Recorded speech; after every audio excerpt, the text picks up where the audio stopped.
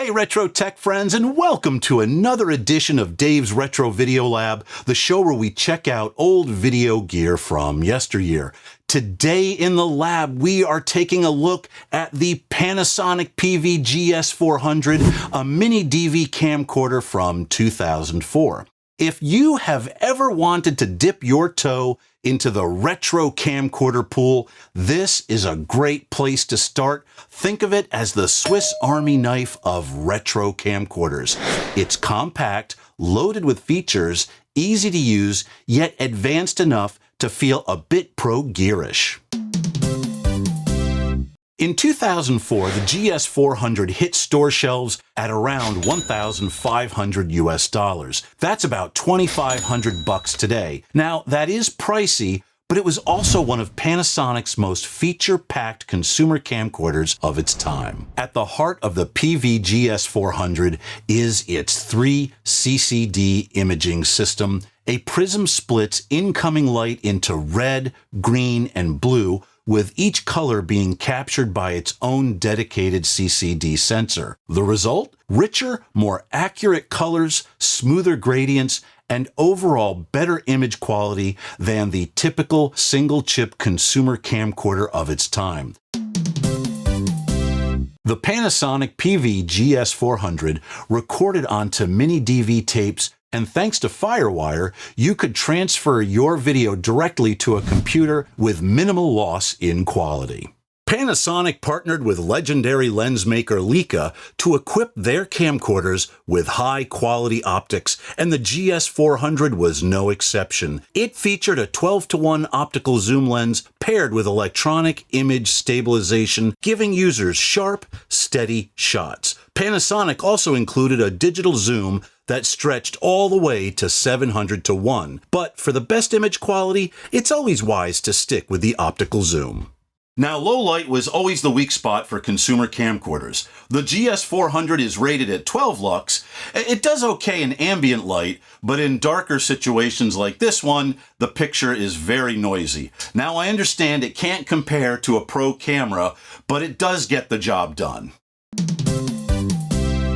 Here's where it gets fun. Manual controls. The GS400 lets you dial in focus, iris, shutter speed, gain, and white balance. Instead of pro-style dials, it uses a multi-purpose manual ring around the lens. Select what you want to control and go to work.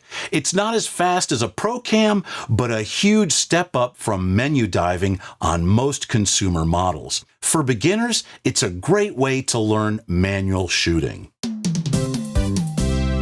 The 3.5-inch LCD screen is big, bright, and sharp. Now here in the back of the camera, you've got a color viewfinder as a backup. The button layout is smart with key controls right where you need them. The 400's connectivity is really solid. It has both composite and S-video outputs, plus USB for grabbing stills off the SD card, and most importantly, FireWire for excellent quality video capture.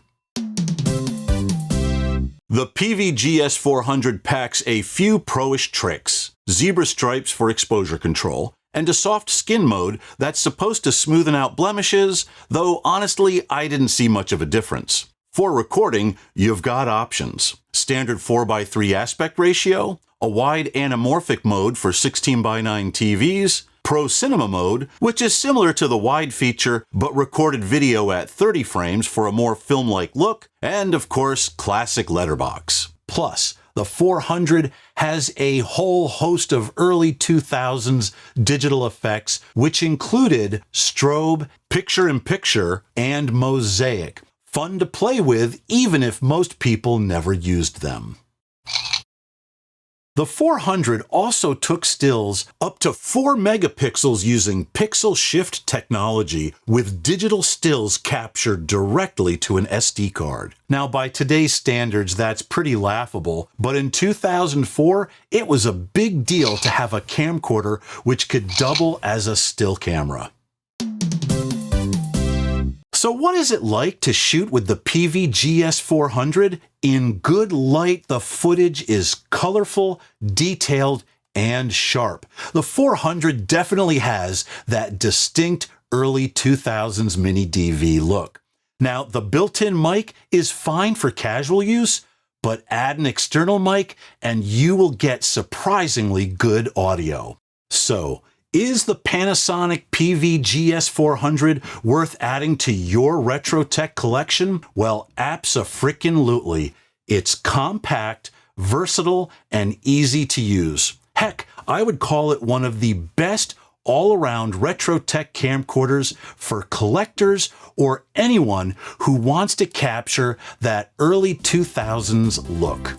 Well, that wraps up another edition of our show. I want to thank you for watching.